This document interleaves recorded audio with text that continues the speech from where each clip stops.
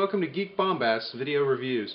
I'm Rod Nunley, and today we're going to be talking about Preacher, the Vertigo Maxi series. That's 66 issues in this particular instance, from Garth Ennis and Steve Dillon.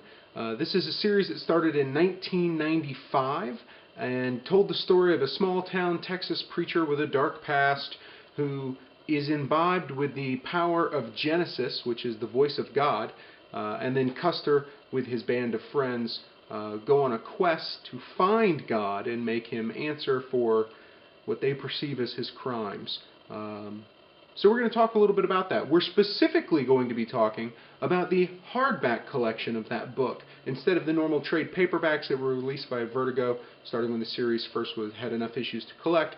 Recently, they've re-released the first 3 collections in hardback. There are some pretty big differences, some pretty significant differences between these hardback collections and the regular trade paperback collections. We're going to dive into that. I'm going to contrast and compare the two so you can get an idea of what's going on.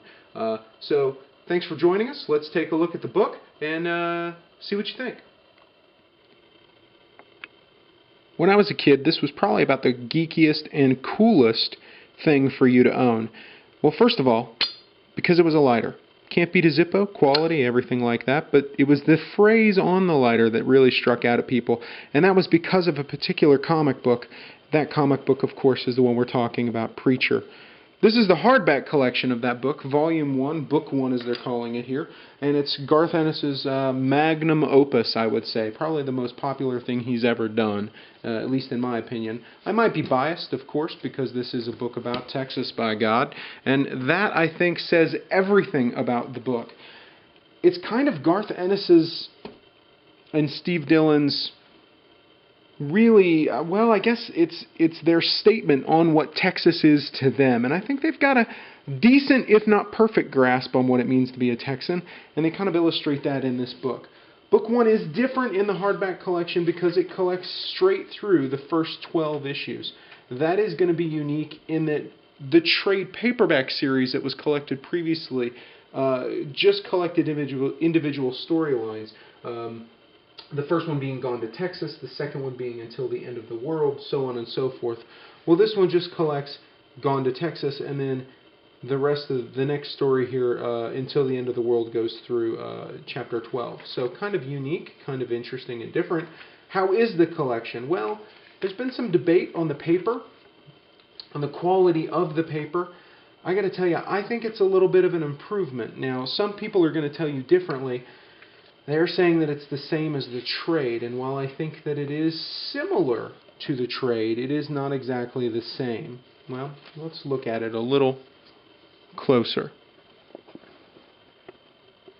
This is obviously the trade or the hardback collection version. That's one of my favorite panels, kind of the first introduction of John Wayne. But let's look at a trade while we're looking. Jump in here and take a look at something. Now you can see, or maybe you can't see, it is the same kind of coloring, it is the same, I think even maybe thickness of paper, but what I think is a little different is, and you can see here when we're shaking it, when we're kind of showing it in the sun, this is more of a matte finish in the trade paperback. Whereas this, to my eye, is a little bit, and there it is right there, it's a little bit glossier, so it's just got a little bit more of a quality finish, a glossy finish. Now some people prefer the matte finish. I like what this is, which is just a touch of that gloss to it. So for my mind, it's kind of the better deal. Zoom in here a little bit. Alright. Really, it's straightforward. It tells the story, goes through. If you've not read Garth Ennis's book before, you're doing yourself a disservice. Again, to my mind, it's the best thing he's ever written.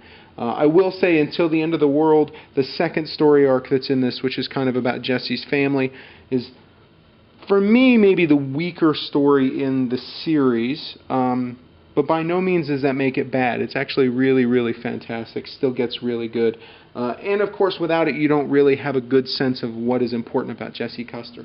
Well, let's talk a little bit about specials. I like the covers here on the front. It does present the covers in full glory, which I like. But let's talk a little bit about the special features on this book. Pretty simple in this series. It's just a wanted preacher gallery. So you're going to get some art from Tim Bradstreet, John McKay, Joe Quesada, Jimmy Palmiotti, Amanda Connor, who I love, John Higgins, Dave Johnson, J.G. Jones, Brian Bullard, and Bruce Timm, of all people, doing an artist rendering here. You've got some pretty cool full-page pictures that I like, a little Beatles montage by Quesada, and then towards the end here, some fun stuff. So that's really it in regards to special features. You don't get a ton of stuff in here, just a few things. It is pretty simple. Gold bossing there. It's a pretty simple inside cover. They don't do anything special with it, but I think you don't really have to. The book speaks for itself. So again, check out Book 1, Garth Ennis, Steve Dillon, Book 1, Preacher from Vertigo. I think it's worth checking out. Come back to our YouTube page. Come back to our iTunes page where you can subscribe to us. Go to our website, geekbombast.com. Thanks for joining us. This is the book, Book 1. We'll continue looking at some other books here soon, and we hope you join us.